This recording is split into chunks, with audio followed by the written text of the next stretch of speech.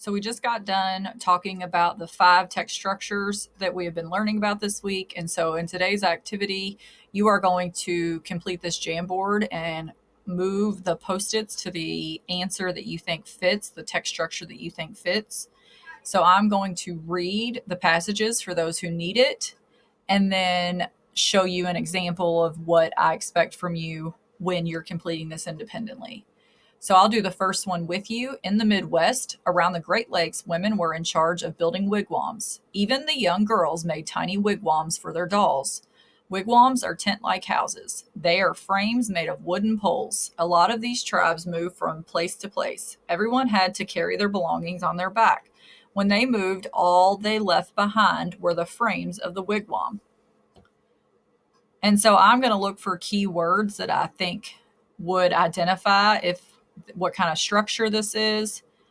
And I'm going to take my pen, doesn't matter what color, or my highlighter, doesn't matter what color, and I'm going to identify key words.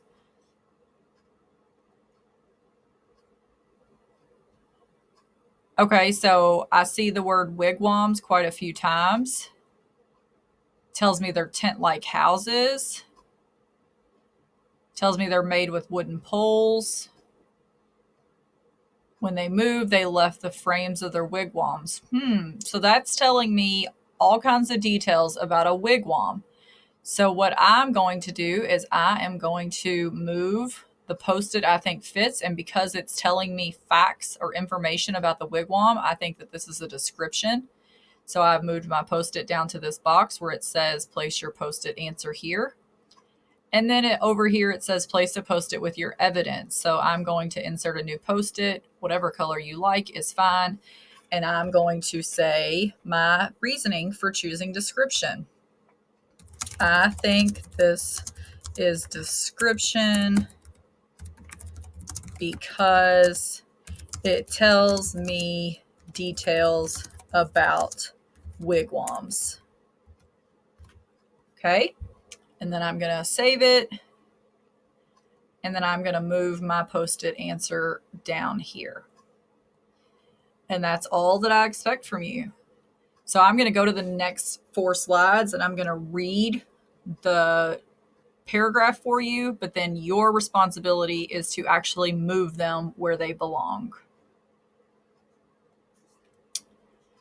Between 16,000 and 8,000 BC, the Paleo-Indian hunter-gatherers migrated across the Bering Land and Ice Bridge between Siberia and Alaska.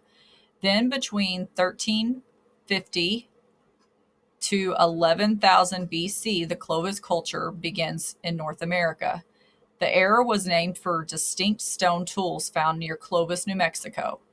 In 1100, a Hopi village in the Navajo County, Arizona, was settled, making it one of the oldest continuously inhabited settlements within the United States.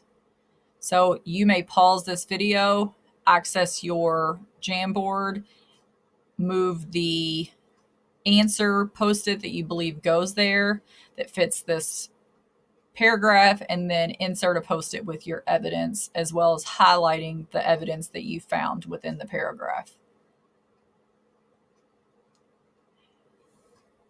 European colonization of North America had a devastating effect on the native population. Within a short period of time, their way of life was changed forever.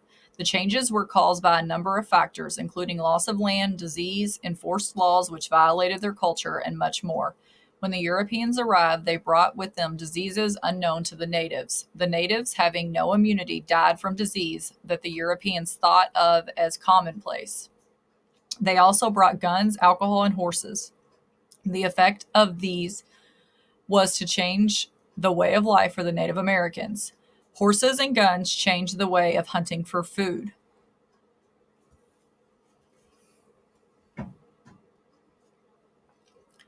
The Southwest region is shifting into a drier pattern as wet weather systems have become rarer.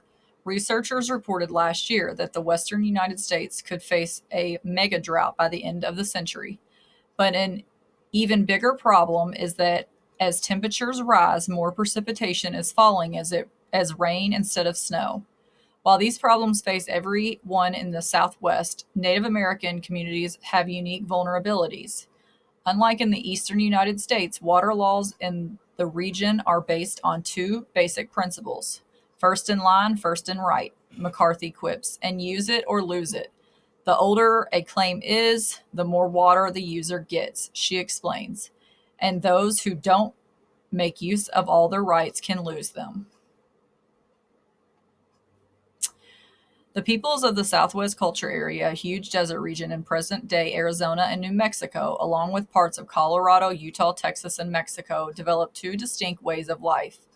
Sedentary farmers such as the Hopi, the Zuni, and the Yuqua and the Yuma grew crops like corn, beans, and squash. Many lived in permanent settlements known as pueblos, built of stone and adobe. These pueblos featured great multi story dwellings and resembled apartment houses. At their centers, many of these villages also had large ceremonial pit houses or kivas. Other southwestern peoples, such as the Navajo and the Apache, were more nomadic. They survived by hunting, gathering, and raiding their more established neighbors for their crops.